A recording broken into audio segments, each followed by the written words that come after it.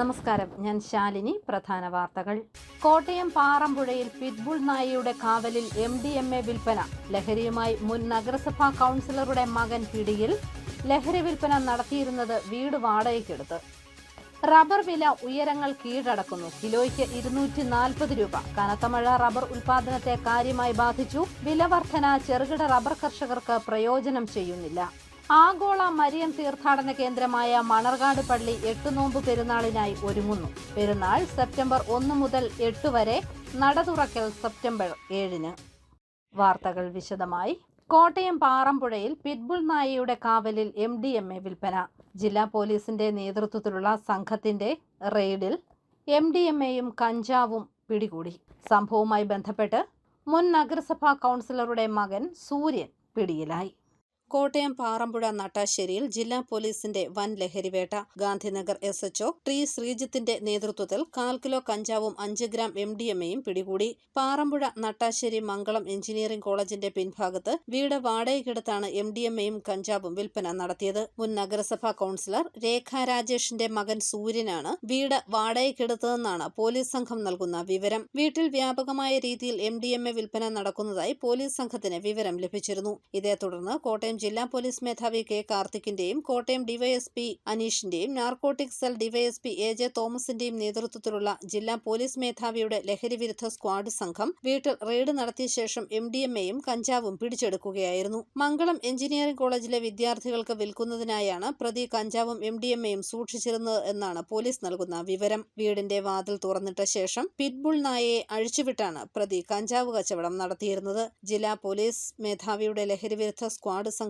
സ്ഥലത്തെത്തുമ്പോൾ നായയെ അഴിച്ചുവിട്ട ശേഷം വാതിൽ തുറന്നിട്ടിരിക്കുകയായിരുന്നു. അപകടകാരിയായ നായയെ ജില്ലാ പോലീസ് മേധാവിയുടെ ലഹരി വിരുദ്ധ സ്ക്വാഡ് സംഘം സാഹസികമായാണ് കീഴടക്കിയത്. നായയെ ഒരു മുറിയിൽ പൂട്ടിയിട്ട ശേഷമാണ് വീടിനുള്ളിൽ പരിശോധന നടത്തി ലഹരി വസ്തുക്കൾ കണ്ടെത്തിയത്. News bureau, Kottayam. കനത്ത മഴയിൽ റബ്ബറിന്റെ ഉൽപാദനം കുറഞ്ഞതോടെ റബ്ബർ വില 240 രൂപയിലെത്തിയിട്ടും ചെറുകിട കർഷകർക്ക് പ്രയോജനം ചെയ്യുന്നില്ല. 12 വർഷത്തിനുള്ളിലെ ഏറ്റവും ഉയർന്ന വിലയാണിത്. റബ്ബർ വില കിലോയ്ക്ക് 235 രൂപയിലേക്ക് കുതിച്ചെത്തിയിട്ടും ഗുണം കിട്ടാതെ റബ്ബർ കർഷകർ. റബ്ബർ വില 4 മാസമായി കൂടി വരികയാണ്. കച്ചവടക്കാർ ബോർഡ് പ്രസിദ്ധീകരിച്ച വിലയിൽ നിന്ന് കൂട്ടി 240 രൂപയ്ക്ക് വരെ വാങ്ങാൻ തയ്യാറായിട്ടും വിപണിയിൽ ആവശ്യത്തിന് റബ്ബർ ലഭിക്കുന്നില്ല. 12 വർഷത്തിനുള്ളിലെ ഏറ്റവും ഉയർന്ന വിലയാണ് ഇപ്പോഴുള്ളത്. വിദേശ വിപണികളിലും റബ്ബർ വില കൂടിയിട്ടുണ്ട്. ഫെബ്രുവരിയിൽ വേനൽ കനത്ത് തോട്ടങ്ങളിൽ റബ്ബർ ടാപ്പിംഗ് നിർത്തിയിരുന്നു. മെയ് അവസാനം മഴ എത്തുകയും ചെയ്തു. മഴ കാരണം മഴമറയിടാത്ത തോട്ടങ്ങളിൽ മാസങ്ങളായി ടാപ്പിംഗ് നടക്കുന്നുമില്ലായിരുന്നു. കേരളത്തിലെ 60% തോട്ടങ്ങളിലും ഈ അവസ്ഥ തന്നെയാണ്.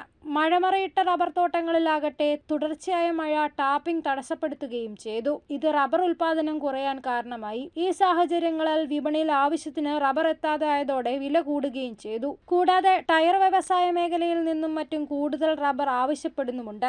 ഈ സാഹചര്യം മുതലാക്കി കൂടുതൽ ഇളവുകളോടെ ഇറക്കുമതിക്ക് അവസരം വേണമെന്ന് ടയർ വ്യവസായികൾ കേന്ദ്ര സർക്കാരിനോട് ആവശ്യപ്പെടുന്നു.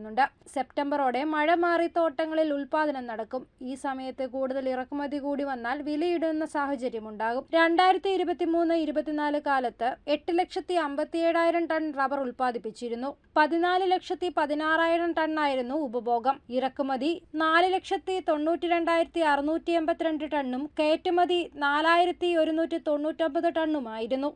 News bureau, Ponkunnam. മണർകാട് വിശുദ്ധ മർത്തമറിയം യാക്കോബായ സുറിയാനി കത്തീഡ്രലിലെ 8 നോമ്പ് പെരുന്നാളിന് ഒരുക്കങ്ങൾ തുടങ്ങി. സെപ്റ്റംബർ 1 മുതൽ 8 വരെയാണ് 8 നോമ്പ് പെരുന്നാൾ. ആഗോള മരിയൻ തീർത്ഥാടന കേന്ദ്രമായ മണർകാട് വിശുദ്ധ മാർത്താമറിയം യാക്കോബായ സുറിയാനി കത്തീഡ്രൽ 8 നോമ്പ് പെരുന്നാളിനായി ഒരുങ്ങിത്തുടങ്ങി. സെപ്റ്റംബർ 1 മുതൽ 8 വരെയാണ് 8 നോമ്പ് പെരുന്നാൾ. സെപ്റ്റംബർ 7-നാണ് ചരിത്രപ്രസിദ്ധമായ നട തുറക്കൽ. 1-ാം തീയതി മുതൽ നടയടയ്ക്കുന്ന 14-ാം തീയതി വരെ എല്ലാ ദിവസവും സഭയിലെ വിവിധ മെത്രാപ്പൊലിത്തമാരുടെ കാർമ്മികത്വത്തിൽ കുർബാന അർപ്പിക്കും. പെരുന്നാളിനായി പള്ളിയിലും പരിസരങ്ങളിലുമായി പടുതുയർത്തുന്ന പന്തലിന്റെ പണികൾ തുടങ്ങി. എലിമിനേഷൻ ജോലികളും നടന്നു വരികയാണ്. നാടിന്റെ നാനാഭാഗങ്ങളിൽ നിന്നുള്ള വിശ്വാസികളെ വരവേൽക്കാനുള്ള ഒരുക്കത്തിലാണ് Manarcad. News bureau, Kottayam. Ponkunnam government higher secondary സ്കൂളിൽ യുദ്ധവിരുദ്ധ ദിനാചരണം നടത്തി. ഐപ്സോ പൊൻകുന്നം യൂണിറ്റിന്റെ നേതൃത്വത്തിലായിരുന്നു ദിനാചരണം.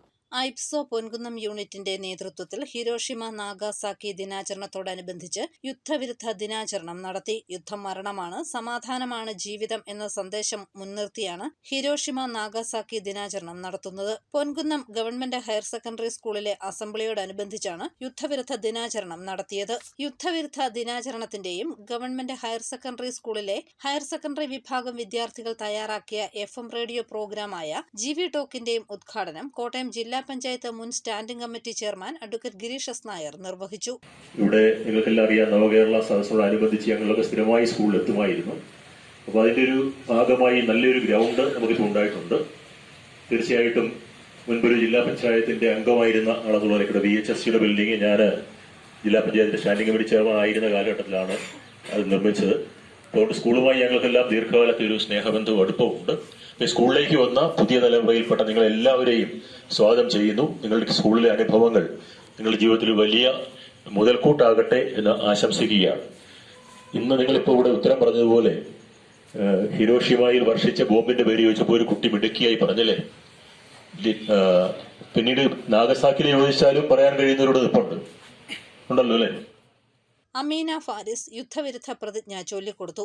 സ്കൂൾ പ്രിൻസിപ്പൽ നിയാസ് MH, ഐപ്സോ ഭാരവാഹികളായ Rajikumar VD, K Balachandran, S Biju, Vazhoor block member B Raveendran Nair തുടങ്ങിയവർ പങ്കെടുത്തു. News bureau, Ponkunnam. ഐപ്സോയുടെ നേതൃത്വത്തിൽ കോട്ടയത്ത് ഹിരോഷിമ ദിനാചരണം നടത്തി. മുൻ മന്ത്രി ഡോക്ടർ TM തോമസ് ഐസക് ദിനാചരണം ഉദ്ഘാടനം ചെയ്തു.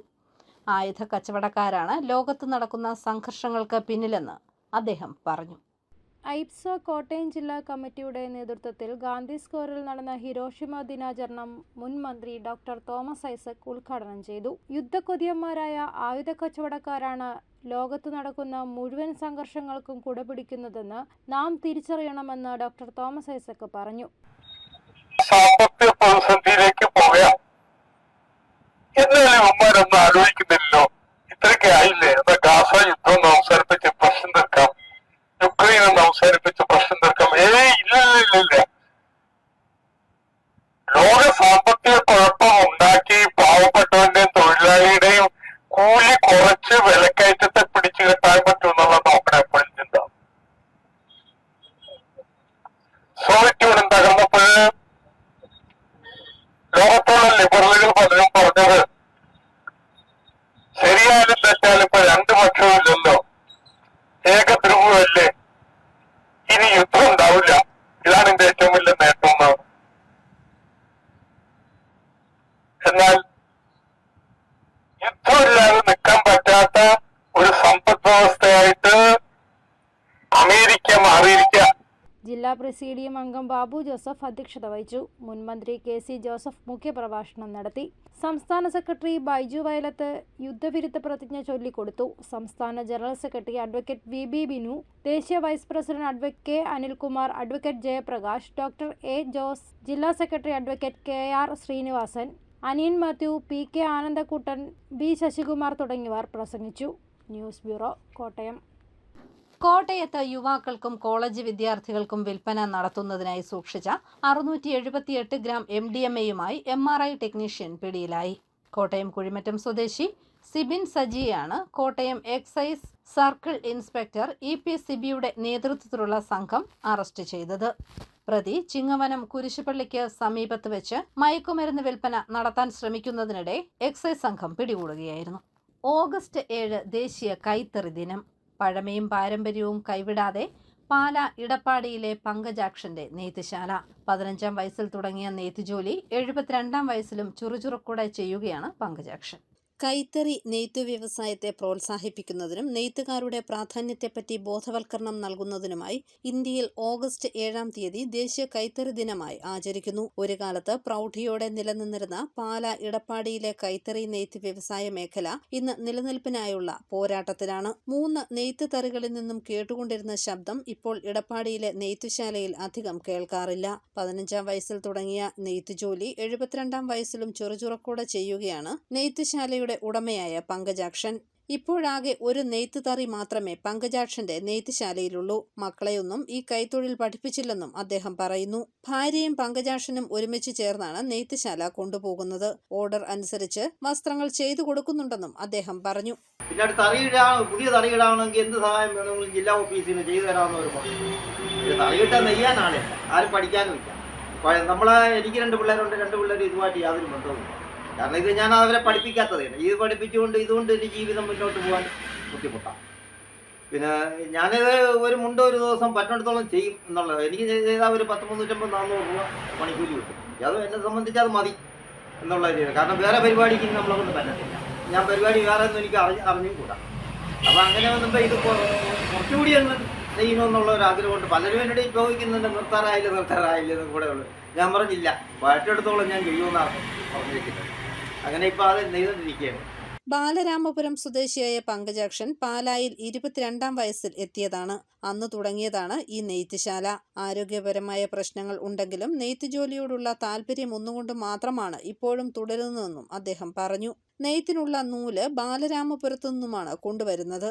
സംഘമായി രജിസ്റ്റർ ചെയ്താൽ മാത്രമേ എന്തെങ്കിലും ആനുകൂല്യം ലഭിക്കുകയുള്ളൂ.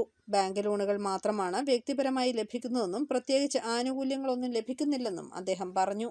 News bureau, Pala. സാമ്പത്തിക ജനാധിപത്യത്തിന്റെ സംയോജനത്തിന് പ്രസക്തിയേറുന്നതായും ഈ രംഗത്ത് കർഷക കമ്പനികൾക്ക് ഏറെ സാധ്യതയുണ്ടെന്നും centre for rural management director doctor Jose Chathukulam അഭിപ്രായപ്പെട്ടു. കോട്ടയം ജില്ലയിലെ ഫാർമേഴ്സ് പ്രൊഡ്യൂസർ കമ്പനികൾക്കായി നബാർഡ് സംഘടിപ്പിച്ച ജില്ലാതല നാച്ചുറേഷൻ ക്യാമ്പ് ഉദ്ഘാടനം ചെയ്യുകയായിരുന്നു അദ്ദേഹം. സ്വർണ്ണവിലയിൽ കുറവ്. ഗ്രാമിന് 40 രൂപ കുറഞ്ഞ് 1 ഗ്രാം സ്വർണത്തിന് 6350 രൂപയായി. 1 പവൻ സ്വർണത്തിന് 50,800 രൂപയാണ് വില. വയനാട്ടിലെ ദുരന്ത ബാധിതർക്കായി ഡിവൈഎഫ്ഐ നിർമ്മിച്ചു നൽകുന്ന 25 വീടുകളുടെ ധനശേഖരണത്തിൽ പങ്കാളികളായി സാന്ദ്രയും കുടുംബവും. തങ്ങളുടെ 21 സെന്റ് സ്ഥലമാണ് സാന്ദ്രയും കുടുംബവും നൽകിയത്. വയനാട്ടിൽ ഉരുൾപൊട്ടലിൽ ഭവനരഹിതരായ മനുഷ്യർക്ക് കരുതലായി ഡിവൈഎഫ്ഐ സംസ്ഥാന കമ്മിറ്റി സംഘടിപ്പിക്കുന്ന 25 വീടിന്റെ ഭവന നിർമ്മാണ ക്യാമ്പയിനിൽ നിരവധിയായ പരിപാടികളാണ് ഡിവൈഎഫ്ഐ ഏറ്റെടുക്കുന്നത്. അതിനിടയിൽ സ്വന്തമായി ഉള്ള 21 സെന്റ് സ്ഥലം ഡിവൈഎഫ്ഐയുടെ ഭവന നിർമ്മാണ പ്രവർത്തനത്തിന് നൽകിയിരിക്കുകയാണ് പാലാ മുനിസിപ്പാലിറ്റിയിലെ വെള്ളഞ്ചൂർ സ്വദേശി സാന്ദ്രയും സാന്ദ്രയുടെ കുടുംബവും. സാന്ദ്രയുടെയും അമ്മയായ ബീന, അനിയത്തി സാനിയ എന്നിവരുടെ പേരിലുള്ള 21 സെന്റ് സ്ഥലമാണ് ഈ കുടുംബം ഡിവൈഎഫ്ഐ കേന്ദ്ര കമ്മിറ്റി അംഗം സഖാവ് ജെയ്ക്സി തോമസിനും ഡിവൈഎഫ്ഐ ജില്ലാ ഭാരവാഹികളായ B Suresh Kumar, advocate B Mahesh Chandran, DYFI block secretary advocate Vishnu NR, block president Ajith KS എന്നിവർക്ക് കൈമാറിയത്. ഡിവൈഎഫ്ഐ ബ്ലോക്ക് ഭാരവാഹികൾ രഞ്ജിത്ത് സന്തോഷ്, ആതിര സാബു, വാർഡ് കൗൺസിലർ ജോസിൻ ബിനോ, മേഖലാ സെക്രട്ടറി അലൻ ജോർജ്, കാർത്തിക് സാബു എന്നിവർ പങ്കെടുത്തു. News bureau, Pala. അറിയിപ്പ്.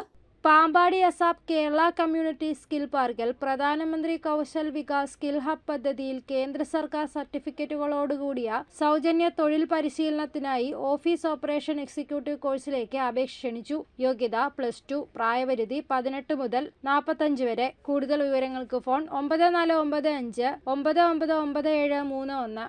പൊൻകുന്നം ഹോളി ഫാമിലി പള്ളി, മാതൃവേദി, വൈദ്യരത്നം ഔഷധശാല, പൊൻകുന്നം സൂര്യകാന്തി ആയുർവേദ ആശുപത്രി എന്നിവ ചേർന്ന് സൗജന്യ ആയുർവേദ മെഗാ വൈദ്യപരിശോധന ക്യാമ്പ് നടത്തും. രാവിലെ 11-ന് 11:30 മുതൽ പൊൻകുന്നം ഹോളി ഫാമിലി പള്ളി പാരിഷ് ഹാളിലാണ് ക്യാമ്പ്. സൗജന്യ ഔഷധ വിതരണവും ജീവിതശൈലി രോഗപ്രതിരോധത്തിൽ യോഗയുടെ പ്രാധാന്യത്തെപ്പറ്റി ബോധവൽക്കരണ ക്ലാസുമുണ്ട്. പൊൻകുന്നം KSRTC സ്റ്റാൻഡിൽ എതിർവശത്തുള്ള സൂര്യകാന്തി ആയുർവേദ ആശുപത്രിയിൽ മുൻകൂർ രജിസ്ട്രേഷൻ നടത്താം. ഫോൺ 9562254450. പ്രധാന വാർത്തകൾ ഒരിക്കൽ കൂടി. കോട്ടയം പാറമ്പുഴയിൽ പിറ്റ്ബുൾ നായയുടെ കാവലിൽ MDMA വിൽപ്പന. ലഹരിയുമായി മുൻ നഗരസഭാ കൗൺസിലറുടെ മകൻ പിടിയിൽ. ലഹരി വിൽപ്പന നടത്തിയിരുന്നത് വീട് വാടകയ്ക്കെടുത്ത്. റബ്ബർ വില ഉയരങ്ങൾ കീഴടക്കുന്നു. കിലോയ്ക്ക് 240 രൂപ. കനത്ത മഴ റബ്ബർ ഉൽപാദനത്തെ കാര്യമായി ബാധിച്ചു. വില വർധന ചെറുകിട റബ്ബർ കർഷകർക്ക് പ്രയോജനം ചെയ്യുന്നില്ല. ആഗോള മരിയൻ തീർത്ഥാടന കേന്ദ്രമായ മണർകാട് പള്ളി 8 നോമ്പ് പെരുന്നാളിനായി ഒരുങ്ങുന്നു. പെരുന്നാൾ സെപ്റ്റംബർ 1 മുതൽ 8 വരെ. നട തുറക്കൽ സെപ്റ്റംബർ 7-ന്. ഈ ബുള്ളറ്റിൻ പൂർണ്ണമാകുന്നു. നമസ്കാരം.